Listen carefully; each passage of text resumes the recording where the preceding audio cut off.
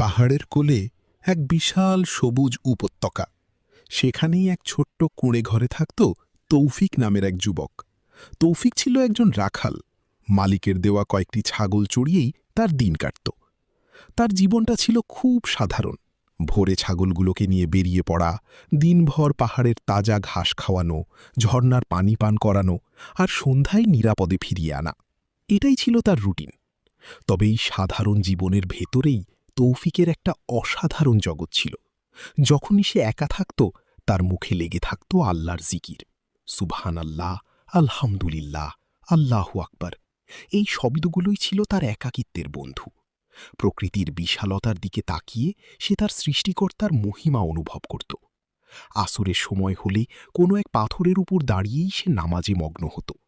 তার নামাজে হয়তো দামি জায়নামাজ ছিল না, কিন্তু ছিল বিনয় ও একাগ্রতা। সে মন থেকে বিশ্বাস করত এই পাহাড়, আকাশ, সবুজ চারণভূমি সবকিছুই তার রবের সৃষ্টি এবং তিনি তাকে সব সময় দেখছেন। তৌফিকের ছাগলের পালে একটি ছাগল ছিল একটু অন্যরকম। ধবধবে সাদা, তুলোর মতো নরম পশম। মায়াবী চোখের কারণে তৌফিক তার নাম দিয়েছিল বারাকা, যার অর্থ আশীর্বাদ। বারাকা শুধু একটা পশু ছিল না, সে ছিল তৌফিকের বন্ধুর মতো। তৌফিক যখন ক্লান্ত হয়ে গাছের ছায়ায় বসত, বারাকা তার গা ঘেঁষে বসে থাকত। যখন তৌফিক নামাজে দাঁড়াত, সে চুপচাপ আশপাশেই ঘুরত, যেন বন্ধুর ইবাদতকে সে সম্মান জানাচ্ছে। তৌফিক তার সামান্য খাবার থেকেও বারাকাকে ভাগ দিত। তাদের মধ্যে এক নীরব ভালোবাসার সম্পর্ক তৈরি হয়েছিল। অন্য সব দিনের মতোই সেদিনও তৌফিক ছাগল নিয়ে বেরিয়েছিল। আকাশটা ছিল মেঘলা। সবুজ ঘাসের খোঁজে সে পাহাড়ের বেশ গভীরে চলে গিয়েছিল। এক টিলার ওপর বসেই সে আল্লাহর জিকিরে এতটাই মগ্ন ছিল যে সময়ের খেয়ালই রাখতে পারেনি। হঠাৎ মেঘের গর্জন আর ঝোড়ো বাতাসে তার হুঁশ ফিরল। সে দেখল আকাশ কালো করে বৃষ্টি নামার উপক্রম। সে তাড়াতাড়ি ছাগলগুলোকে একত্র করতে লাগল, কিন্তু গুনতে গিয়ে তার বুকটা থক করে উঠল। বারাকা নেই। সে বারাকা বারাকা বলে চিৎকার করতে শুরু করল, কিন্তু পাহাড়ের প্রতিধ্বনি ছাড়া আর কিছুই তার কানে এলো না। এক মুহূর্তে তার শান্ত পৃথিবীটা ওলটপালট হয়ে গেল।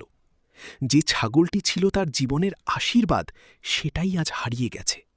সূর্য পশ্চিমে ঢলে পড়েছে। দিনের আলোর সাথে পাল্লা দিয়ে তৌফিকের বুকের ভেতর ভয় বাড়ছিল। ঝোড়ো বাতাস আর বৃষ্টিতে চারপাশ ঝাপসা। সে পাগলের মতো এক পাহাড় থেকে আরেক পাহাড়ে, এক ঝোপ থেকে আরেক ঝোপে বারাকাকে খুঁজছিল। চিৎকারে তার গলা ভেঙে আসছিল, কিন্তু সে থামেনি। প্রতিটি পাথরের আড়ালে, প্রতিটি গাছের নিচে এসে উঁকি দিয়ে দেখছিল যদি তার প্রিয় সঙ্গীর দেখা মেলে। কিন্তু রাত নেমে এলো। যে উপত্যকা দিনে তার কাছে স্বর্গের মতো লাগত, সেই উপত্যকাই এখন ভয়ঙ্কর লাগছিল। বন্য পশুর ডাক তার ভয়কে আরও বাড়িয়ে দিচ্ছিল। একসময় তৌফিকের শরীর ক্লান্তিতে ভেঙে পড়ল। পা দুটো আর চলছিল না। শারীরিক কষ্টের চেয়েও তার মানসিক যন্ত্রণা ছিল হাজার গুণ বেশি।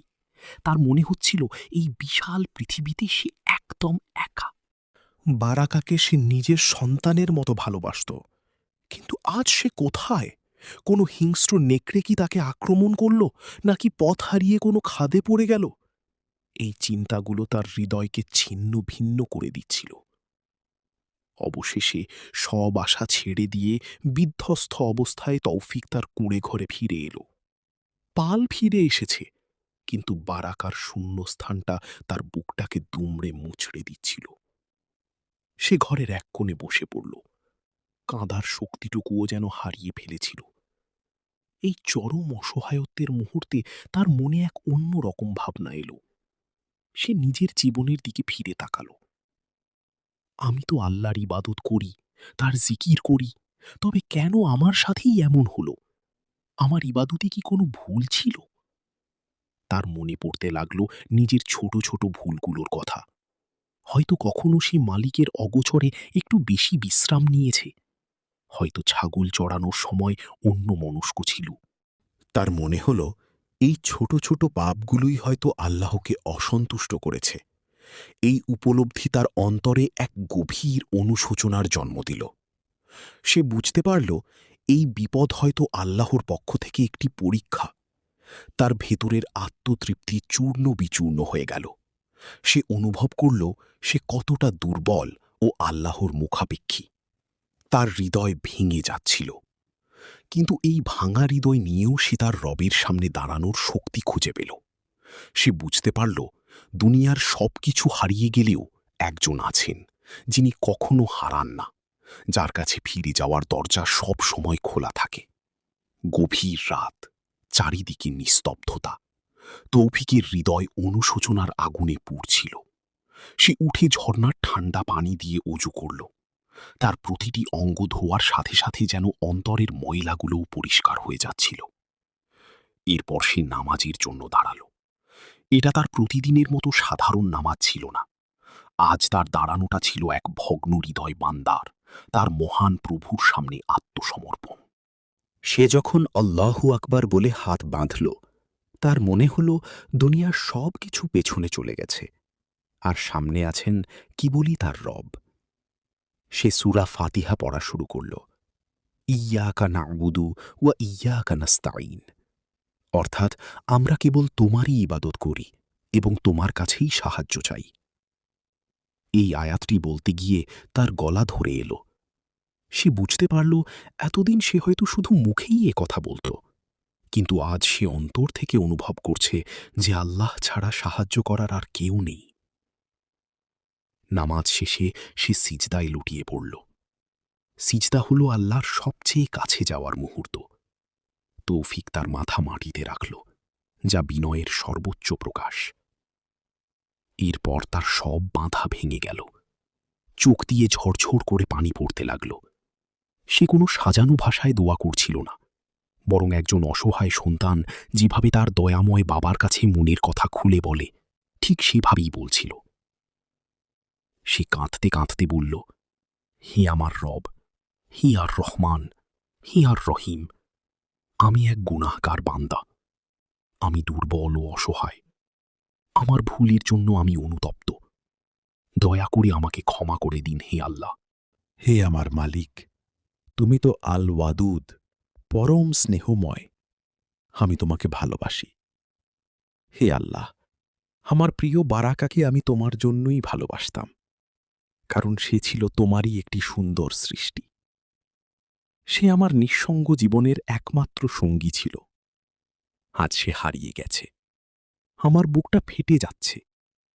হে আল্লাহ, আমি জানি না সে কোথায় আছে, কেমন আছে, কিন্তু তুমি তো সবকিছু জানো। তুমি তো আল আলিম, সর্বজ্ঞানী। যদি সে বেঁচে থাকে, তবে তাকে আমার কাছে ফিরিয়ে দাও। আর যদি এটা আমার জন্য পরীক্ষা হয়, তবে আমাকে ধৈর্য ধরার শক্তি দাও। হে আল্লাহ, আমার এই দুর্বল অন্তর আর সইতে পারছে না। তুমি আমার উপর রহম করো। তার দোয়া কোনো সাধারণ আবেদন ছিল না। এটা ছিল এক বিশুদ্ধ হৃদয়ের আর্তনাদ। তার প্রতিটি শব্দ ছিল আন্তরিকতায় মাখা। সে আল্লাহর সুন্দর নাম ধরে ধরে তাকে ডাকছিল। সেই রাতে তৌফিক ঘুমায়নি। সে তার জীবনের সবচেয়ে আন্তরিক প্রার্থনা করেছিল। তার হৃদয়টা হালকা হয়ে গিয়েছিল, কারণ সে তার সব কষ্ট তার রবের কাছে সঁপে দিয়েছিল। সে জানে না তার দোয়া কবুল হবে কিনা, কিন্তু তার মনে এক অদ্ভুত শান্তি কাজ করছিল। সে অনুভব করছিল আল্লাহ তার কথা শুনেছেন। রাতের অন্ধকার কেটে গিয়ে ভোরের আলো ফুটছে। তৌফিক নামাজের পর ক্লান্ত শরীরে কুঁড়েঘরের দরজায় এসে বসল। তার মনটা আগের চেয়ে শান্ত, কিন্তু বারাকাকে হারানোর কষ্টটা এখনও আছে। হঠাৎ করেই দূরের পাহাড়ের চূড়ার দিকে তার চোখ গেল। একটি সাদা বিন্দু ধীরে ধীরে নিচের দিকে নেমে আসছে। প্রথমে সে ভাবল এটা হয়তো তার চোখের ভুল।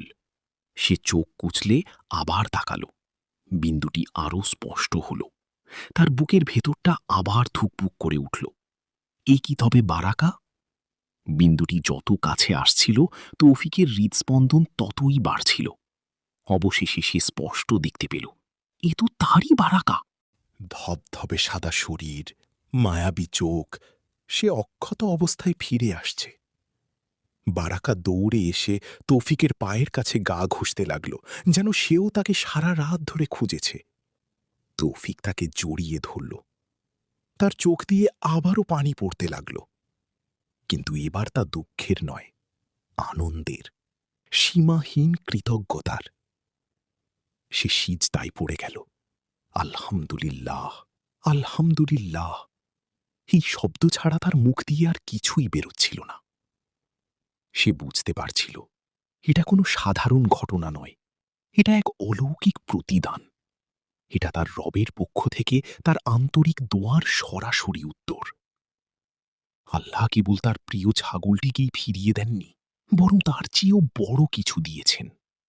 তিনি তৌফিকের হৃদয়ে তার প্রতি এক অটুট বিশ্বাস ও ভালোবাসা তৈরি করে দিয়েছেন। তৌফিক বুঝতে পারল আল্লাহ তার কতটা কাছে। তিনি তার বান্দার ডাক শোনেন, এমনকি সবচেয়ে ক্ষীণ আর্তনাদও তার আরশে পৌঁছে যায়। এই ঘটনার পর তৌফিকের জীবন পুরোপুরি বদলে গেল।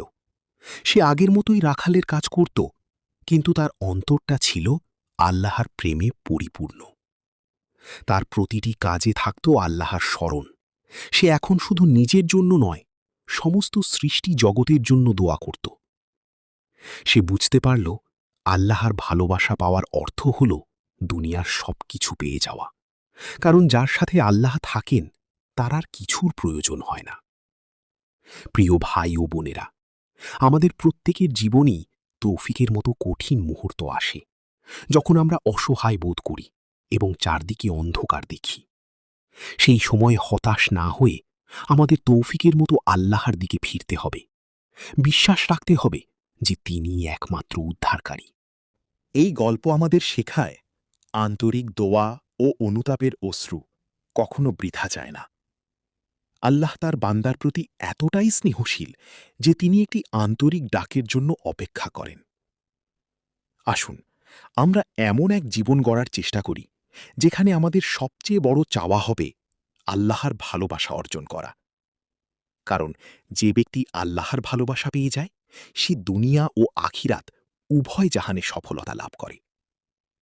তাওফিকের এই শিক্ষণীয় গল্পটি যদি আপনার হৃদয়কে স্পর্শ করে থাকে, তাহলে ভিডিওটিতে একটি লাইক দিন। আর এমন ইসলামিক গল্প ও শিক্ষা নিয়মিত পেতে আমাদের চ্যানেলটি সাবস্ক্রাইব করুন।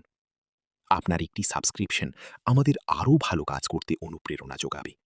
হে আল্লাহ, আমাদেরকে আপনার প্রতি একনিষ্ঠ ভালোবাসা দান করুন এবং এমন সব কাজ করার তৌফিক দিন যা আমাদের আপনার ভালোবাসার যোগ্য করে তুলবে।